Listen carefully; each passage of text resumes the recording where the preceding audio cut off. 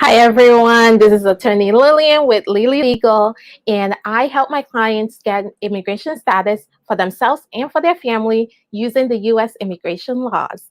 Now, today I am going to be talking to you about request for evidence and notice of intent to deny. So this comes in after you have applied for either an immigrant visa or a non-immigrant visa. So it depends on the type of visa you are, and these happen at different stages. So I will be talking to you about what they are, when they usually come in, and how you can deal with them. Okay, so that's what we'll be talking about today. If you have any questions, as always, put them in the comments. It can be about this topic and it can be about any other immigration topics. Okay, and if you are watching this on the replay, welcome. Feel free to leave your comments. Feel free to like, share, and if you're watching this on YouTube, please feel free to subscribe so that you can really see all my videos and be notified when I go live. Now, what is a request for evidence? This is something that people usually get scared of when after you filed your application, you're thinking, okay, next step is an interview and you're gonna get your green card. So in this situation, I'm going to be specifically talking about marriage-based cases, right? Getting an RFE or a notice of intent to deny when you file a marriage-based case. And these can come whether you're in the US or outside of the US. So it's really important to pay attention and know what they are so that you are not scared when you receive them. Okay, so the request for evidence usually comes before any notice of intent to deny. So a request for evidence is basically US immigration telling you, we've received your case, we've reviewed what you gave us so far, and but we still need all these other documentation. So in a marriage-based case, you will usually receive this if there's any issues with the marriage. So marriage certificate, divorce decree, things like that. So if they need a better copy of your marriage certificate, if they need a divorce decree because you said that you were previously married, but you didn't include a divorce decree or a death certificate for your previous spouse, they will request that, right? You can also receive it for not including enough documentation of your relationship or not showing that you actually qualify for a visa in the US. So if you are applying for a green card in the US, you have to show that you entered the US with some form of documentation. So either you were paroled into the US or you had a visa when you came to the US. So you have to show that when you file for a green card in the US. If you do not have that and you did not include that with your application, the US government will just ask you for it. Okay, so a request for evidence does not necessarily determine if your case will be approved or not, but not responding to a request for evidence will definitely mean that your case will be denied for abandonment. So if you don't respond within the time given, US immigration is going to assume that you no longer want to pursue your case and they're going to just deny it for abandonment. So it's really important that when you receive a request for evidence, that not only do you send in all the documents that were requested, but that you send it in on time. Okay, those are the two things you really need to be clear on. What are the requirements? What are the documentation that the US government is requesting from me and my spouse? And when is the deadline for me to send it in? And once you know the documents that are requested and you have all of them, then you can send that in within the time that's given to you. It's really important. I cannot stress this part enough, okay? It's really important that when you send in the documentation, you are sending in everything that was requested, okay? You don't Because I've had people send in, okay, I only have my divorce decree, so I'm going to send it in. I'm still waiting for this document to come in from Nigeria. I'm still waiting for this document to come in. So I'm just going to send in the one I have, and then I will send in the rest after. No, just no. Okay, you need to send in what's requested as one document. Okay, one packet going in as a response to your request for evidence. Again, not every single case is going to get a request for evidence. So typically in my cases, when I'm working with a client, we make sure that we send in as much documentation as possible. So whatever the client is able to get their hands on, we send that in. We make sure that the required documents. So typically when you're filing for a marriage-based case, there's required documents and then there's optional documents. So proof of your relationship is kind of include what you can, but when it comes to marriage certificate, divorce certificate, birth certificate, those are not optional. Those are required. So when you're filing, you want to make sure that you are sending in all the required documentation from the beginning. And this goes to any case that you're filing, whether it's marriage-based, whether it's VAWA, whatever it is, you want to make sure that you are sending in the required documents. And, one thing for my clients is you don't have to worry about what's a required document because I will tell you, okay? So when you get a request for initial evidence, that means you did not send in the required documents. If you get a request for evidence, it means you sent in required documents, but we want more. Okay? So that doesn't mean you did anything wrong at the beginning. It just means they need more documents in order to approve your case. So when you receive these, just take a deep breath. It's not the end of your case. It's not even, if you haven't had an interview, trust me, it's not the end of your case. But if you do not respond within the time allotted, then it is going to be the end of your case.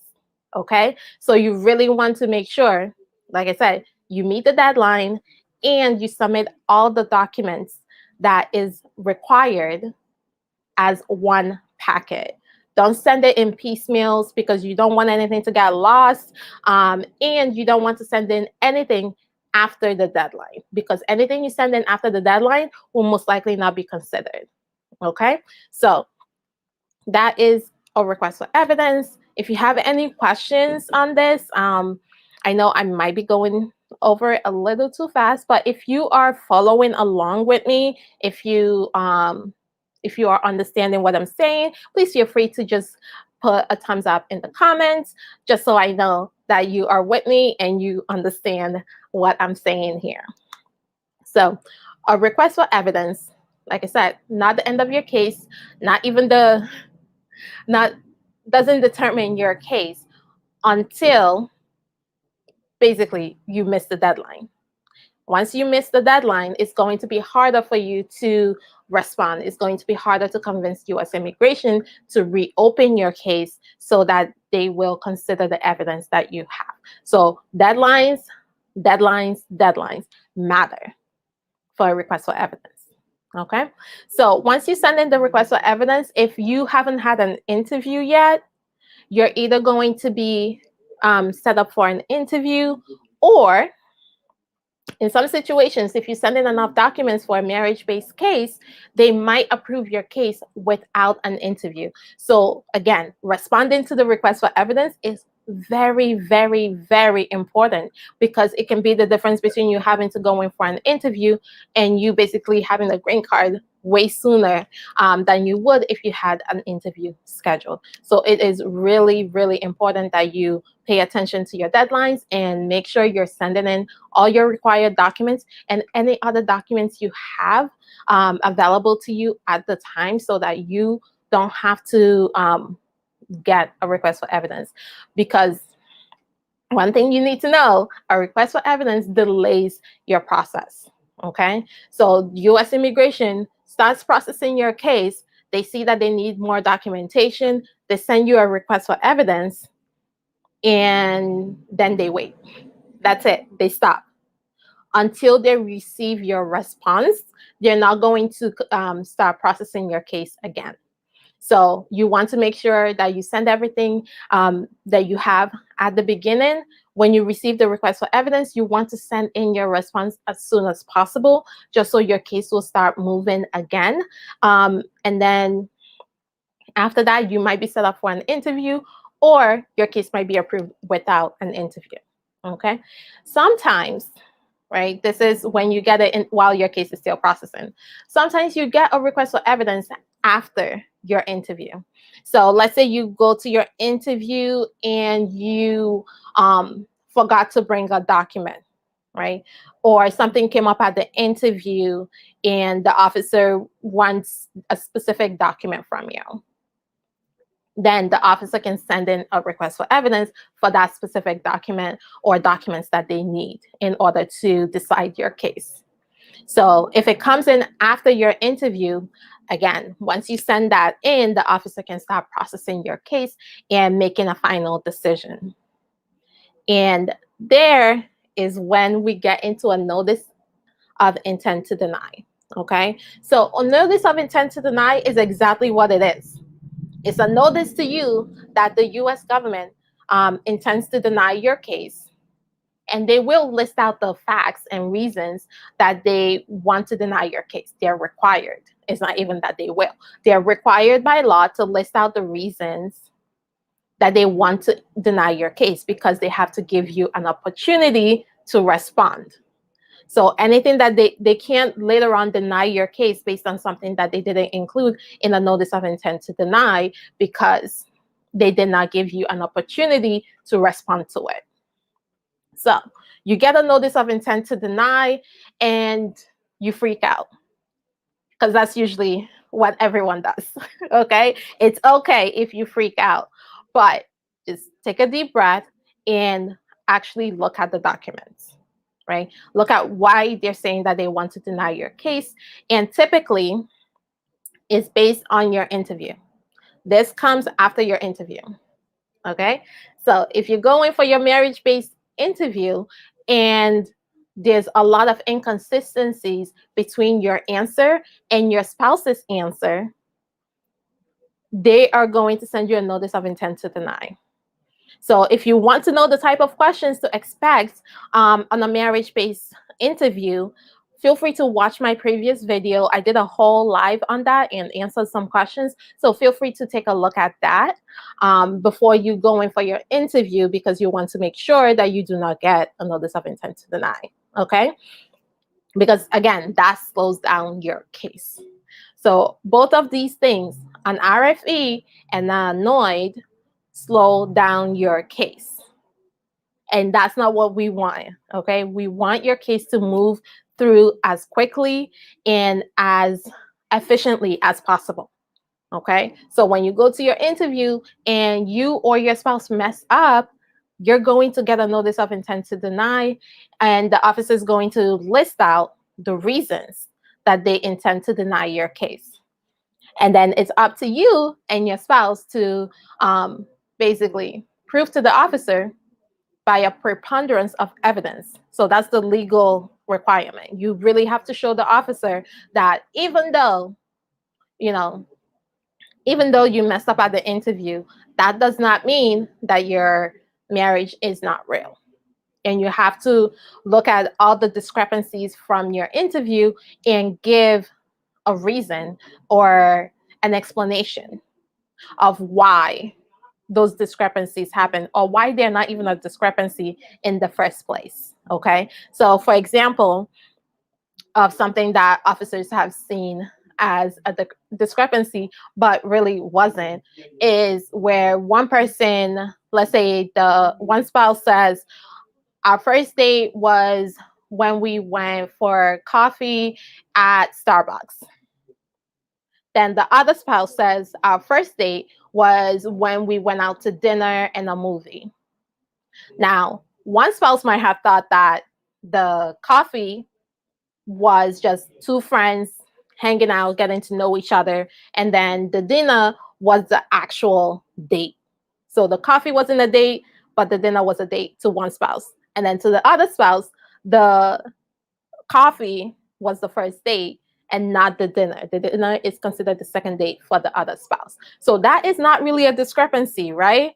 Because just because one person doesn't consider just going to coffee with someone as a date doesn't mean that they are lying about their relationship. So it can be something as simple as that can be easily explained. But then there's certain situations where it's really complex, right? Where the officer is questioning whether you even live in the same house based on your description of your bedroom or the flooring or any of that.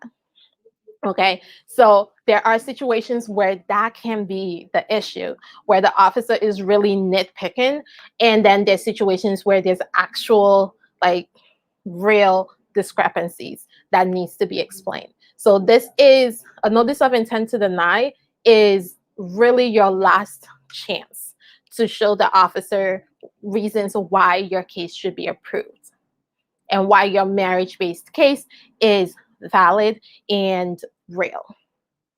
Okay, this is really your last chance. So it's really important that you take this seriously and not delay. Again, with this, the deadline is super, super important. Okay, with the RFE, again, the deadline is important, but you want to make sure that you meet that deadline. You might get more time on an RFE. With a notice of intent to deny, you're getting 30 days to respond. Thanks to COVID, you get an additional 60 days. So altogether, you will have 93 days. Okay, you'll have 93 days because you get an extra 3 days for because it's mailed to you and not handed to you. It's a weird law thing, but that's how it works. Okay, you get 33 days to respond to a notice of intent to deny, unless you receive the notice of intent to deny between March 30th, 2020 and June 30th, 2021. Okay, so if you received it within that time frame, you get an extra 60 days for the RFE and for the NOID. So again, deadlines. The one for a NOID, if you're watching this after COVID, after those extra time is done, you really want to know that you have 30 days. The 3 days I really leave off because that's just the time for you to make sure it gets to the office, right?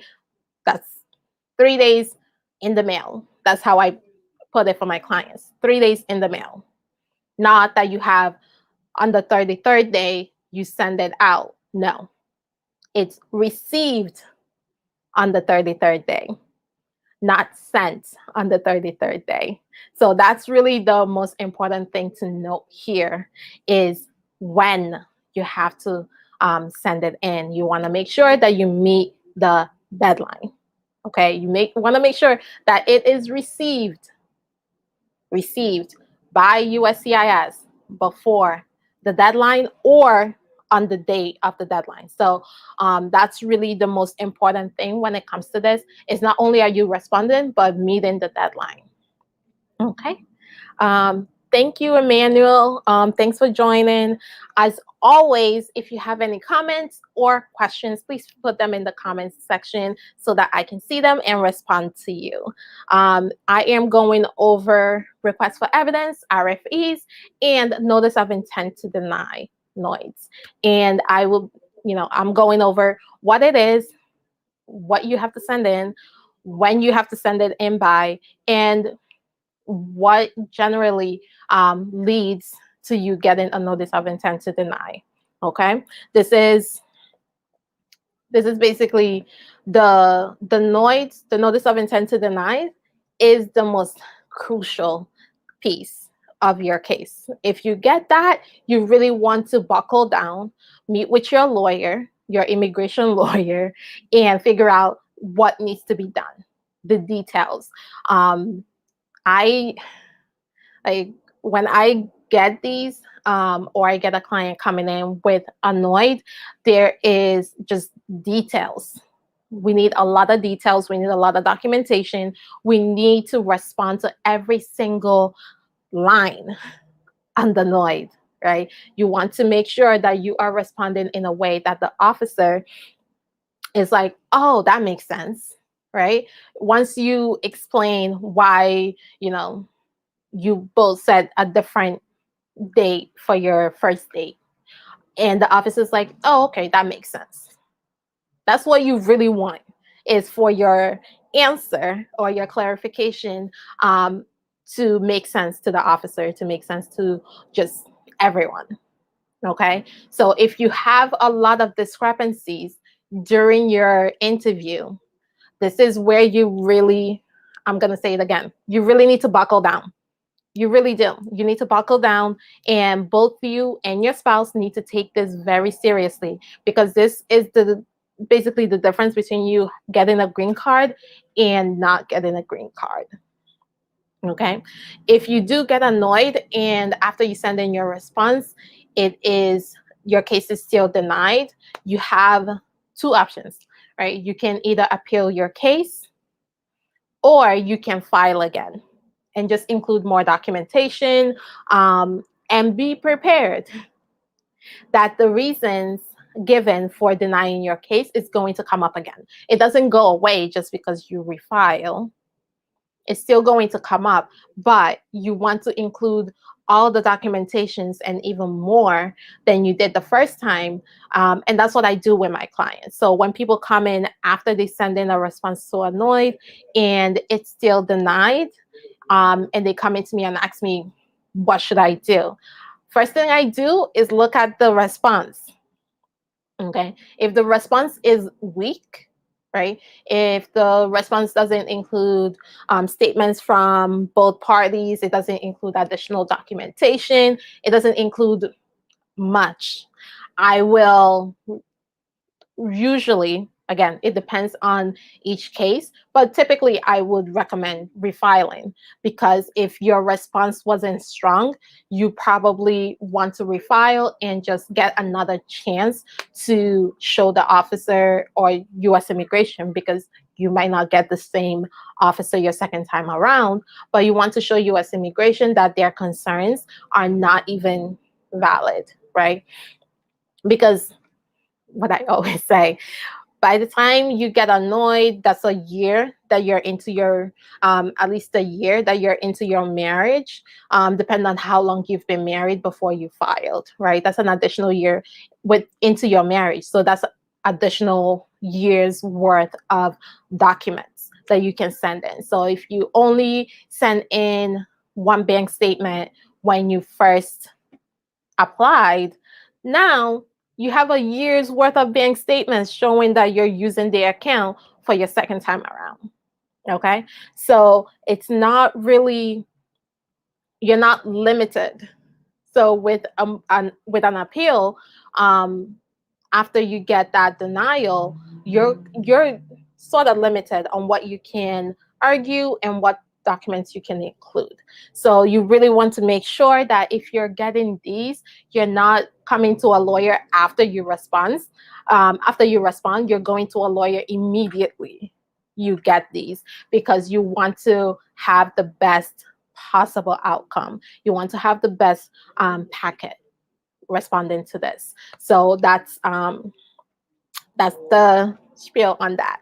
You want to make sure if you get an RFE or annoyed, that you are really taking it seriously.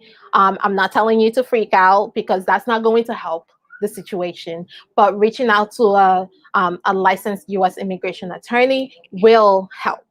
Okay.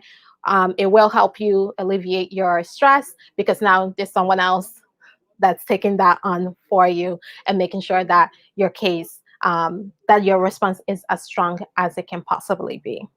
Okay. And the next advice I'm going to give you is that if you are working with an immigration lawyer and they tell you that they need a document, they need it. I know, I'm saying it. I'm a lawyer. I'm just telling you what I see. And sometimes I'll ask for a document and someone will tell me, well, I don't think it's necessary. Well, we have a notice of intent to deny. Even if you don't think the document is necessary, if I'm telling you that we should include it, you should do everything in your power to get it to me in the time frame that we need it. Okay, so let's see. We have a question from Sunny. Let's see. It's a little okay. A friend of mine was denied a student visa after providing all the necessary documents because the interviewer wasn't sure the person will return. Okay. So they asked that they provide a document of evidence that they will return. So I want to know if there are any guarantees that they will accept the person after they provide evidence, and how they get this evidence of return. Okay. So, like I said, a request for evidence can come either while you're applying for a visa in the US or outside of the US. And this question basically shows that you don't have to be in the US applying for a marriage-based visa for the US government to ask you for more documentation. So for this situation, it really depends on the person and what they have. So if the evidence that the US government is asking for is evidence that they will return to their home country, then they really need to pay close attention to what sort of documents they can bring, right? Do they have family? Do they have property? Do they have a job that's waiting for them when they come back? Do they have money? So they're really looking at whether you have ties to your home country that will make you go back. Okay, I did a whole video on the B1, B2 visa, and I go into detail on what type of evidence that you can actually use to show that you will return. So I will link that for you after this live so that you can have your friend take a look and see if any of those, if they have any of those type of documents to send it in. And then as far as if there's a guarantee that they will accept the person, no.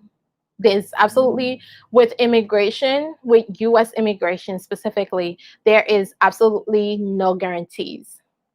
Unfortunately, you can have a job waiting for you when you graduate, and they can still deny your case. It's really up to the officer that's asking you for those documents to decide whether they're going to approve your case or not. Especially at the US Embassy, the officers have more power than here.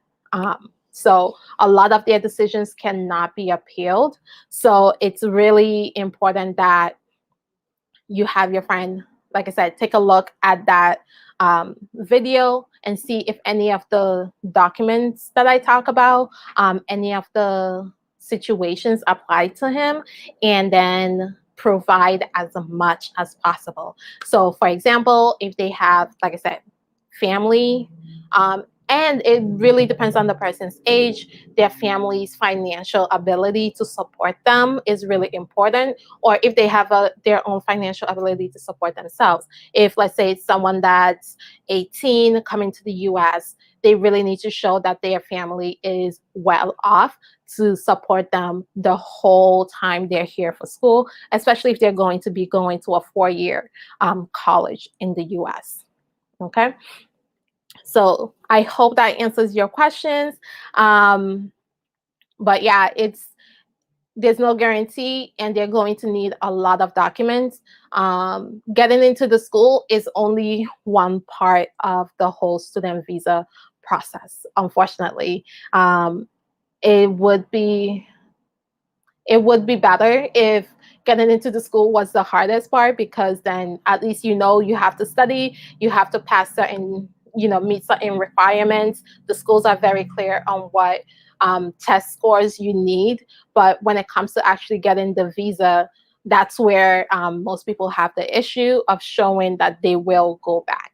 Okay, so good luck to your friend, and if they want a conversation with me, please feel free to reach out, and I can set that up to just talk to them and see what they're able to come up with to respond to this, and hopefully get their student visa. Okay. So if you are just joining us, we are talking about requests for evidence and notice of intent to deny, when they come into play, how to respond, when you have to respond by, and just how you should not shut down and get overly stressed out when you receive these. They are a stressful situation. U.S. immigration, going through that process is very stressful. So I'm not telling you that you're not going to be stressed, but when you get these, you really need to look at every single requirement and make sure that you are responding to them. With a request for evidence, the most important thing you can do is just sit down, look at the list. So typically it will be bullet points of different things that they're looking for.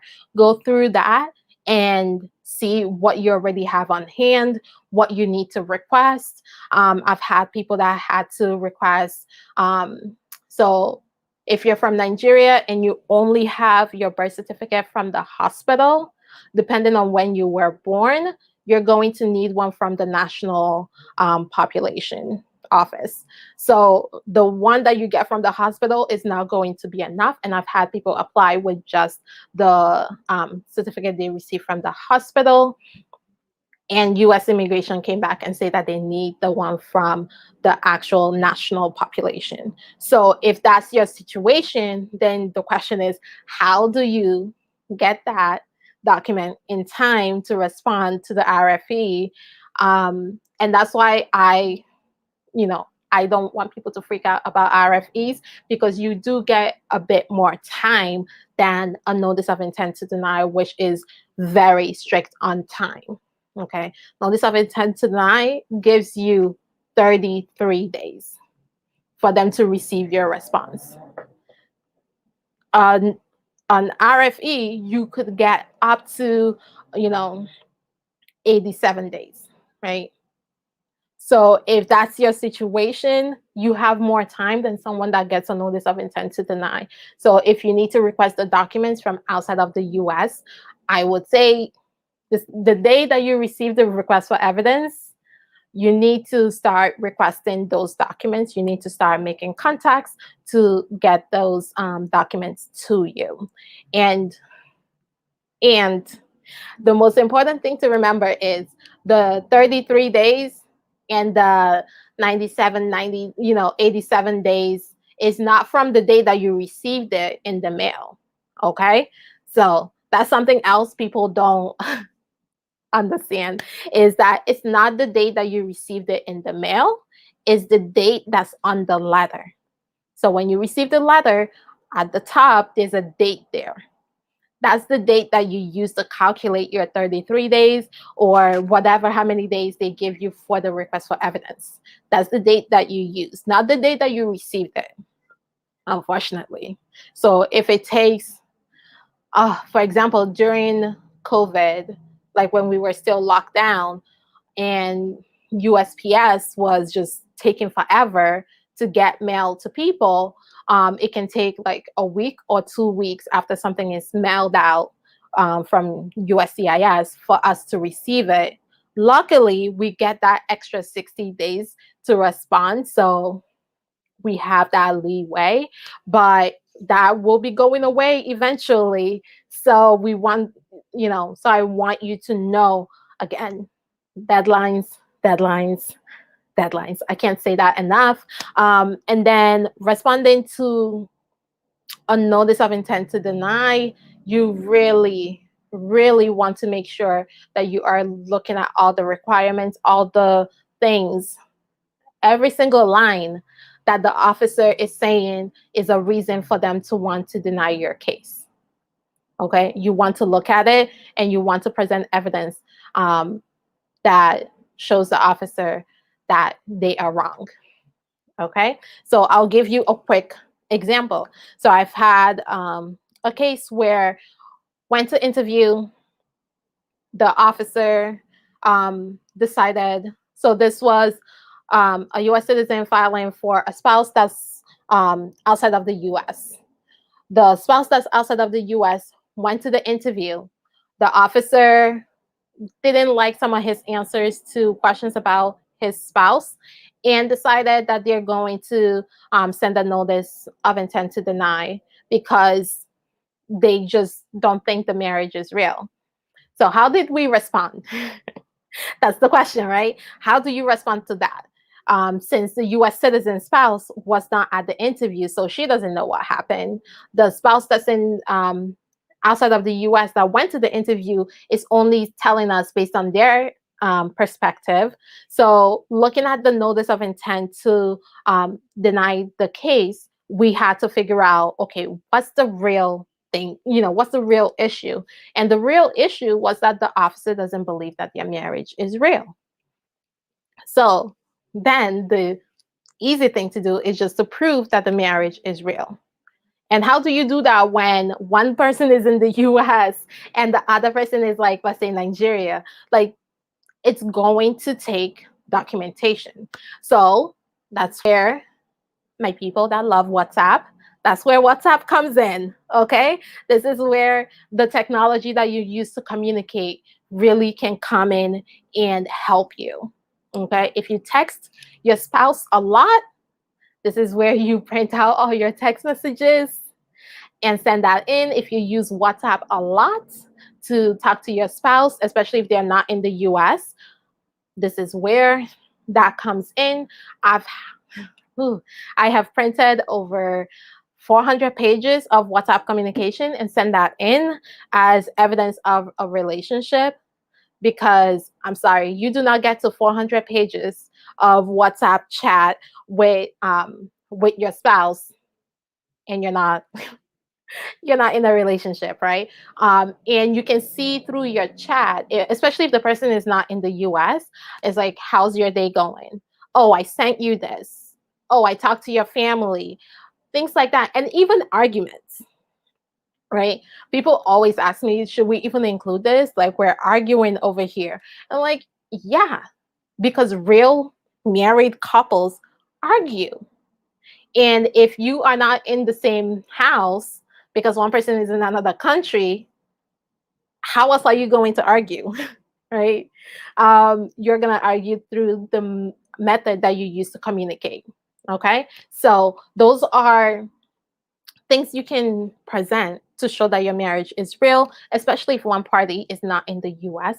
Even if the person is in the US and you two communicate mostly through text, you can include that. If you two communicate through Facebook Messenger, include that. I always tell people, if you're active on social media, that is a great way to show that your relationship is real, because if you're very active on social media, most likely you're posting yourself, your spouse, your day-to-day. So that shows USCIS, hey, look, I'm putting it out to the public that I am married and this is my spouse, and we are, we go on vacation together.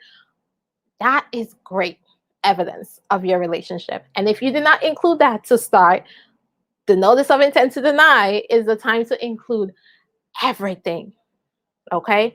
And I do mean everything, even the things that you think are not important.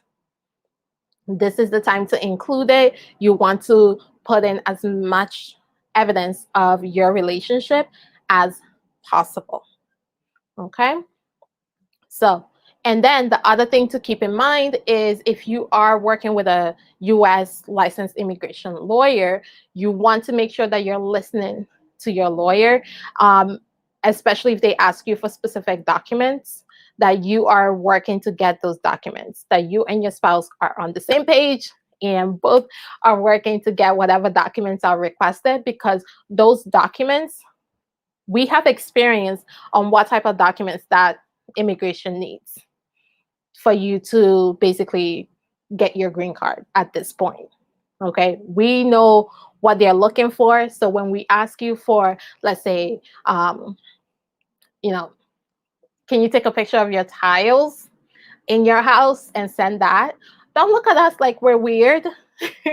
Okay, because that is going to help us show US immigration that even though your spouse said that the flooring is tile and you said that it's wood, we can still show that, okay, it's a tile, but the design is like a wood flooring. So therefore, it's not really an inconsistency.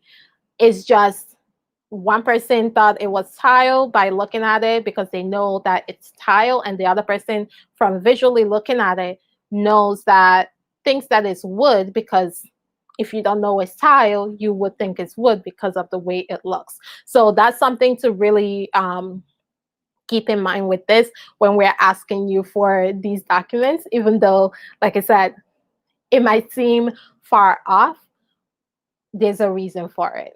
Okay, so if you receive a request for evidence or a notice of intent to deny, please, please, please take it seriously, because it can truly, truly affect the outcome of your case and meet the deadline. If you do not respond by the deadline, your case will be denied. For a request for evidence, it will be denied. For abandonment, for a notice of intent to deny, it will just be denied for the reasons stated, because you didn't give them any other thing to go off of. Okay, and I'm just going to say this: if you respond to a notice of intent to deny and then get an RFE afterwards, which have happened, I've had a situation where we received a notice of intent to deny, we responded, took a few months for USCIS to come back to us and ask for request for evidence. Do not freak out, especially if the request for evidence is for a medical examination report from you. Okay, that's a good thing. That means that they are most likely planning on approving your case. It's just they don't have an up-to-date medical for you.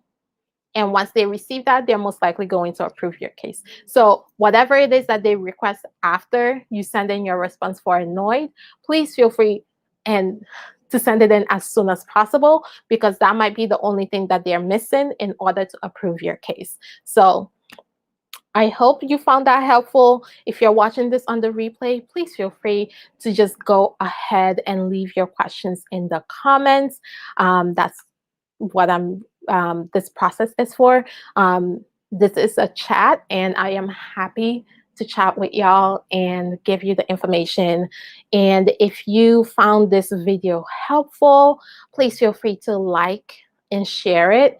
And if you're watching this on YouTube, or if you haven't subscribe to my YouTube channel, please feel free to do so. The links of all my social media pages will be in the description, so feel free to like, share, and subscribe. And if you want to schedule a time to meet with me for me to evaluate your case, please feel free to do that by either calling my office or going on my website, which are all on the screen. Okay? So thank you, and I will be seeing you next week, Friday, for more immigration chat. Bye for now.